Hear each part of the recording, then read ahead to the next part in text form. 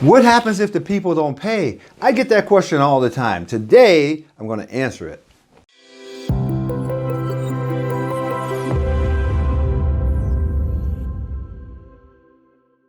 Hello, I'm Desi Arnaz, professional mortgage note investor, and I'm going to take a minute here and answer a question that I get all of the time. Desi, I hear what you're saying about investing in notes. It sounds really good, but what happens if the people don't pay? Well, let me just tell you guys something. If the people don't pay, it could actually be pretty good for us as the bank. Because remember, we are the bank. Think about this. On your own home, what happens if you don't pay your mortgage?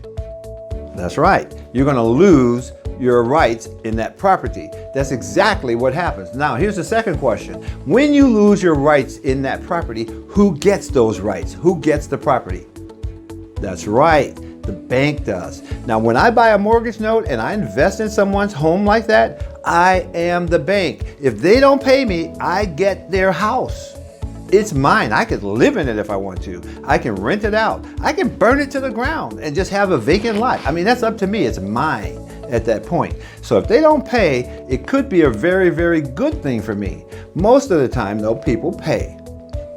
Now, we do have mortgages where people don't pay, and those are called non-performing mortgages. If you're just getting started in the note business, I don't recommend you start by jumping in the deep end. You should be buying performing mortgage notes. That means mortgages where people are making their payments every month. And what I have found about these people, they're hardworking people. If you buy right, you want to buy mortgages on cute little houses in nice towns with nice hardworking people.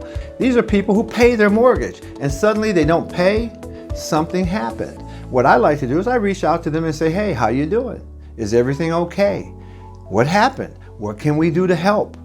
I ask those questions. I mean, I'm not trying to take their house. That's not what I want. And so I ask. And people will tell you, right? They'll say, oh, my husband lost his job. Or they'll say, my wife had a baby and she couldn't work, so we didn't have that income, or whatever. And then at that point, I can do whatever I want. I can say, look, here's what we can do. We can do this. We can do plan A or we can do plan B, but we can't let you live there for free, right? You guys got to pay. And people say, I understand. And so we work out some way for them to stay. That's called working it out with the homeowner. We'll figure it out because we are the bank. We get to do that. I like that, see? So if they don't pay, guys, don't sweat it because there is a solution, and it's always okay for you and me as the investors. We don't have to worry about that. So there you have it. I hope that clears it up for you. God bless you, and I'll see you guys on the next video.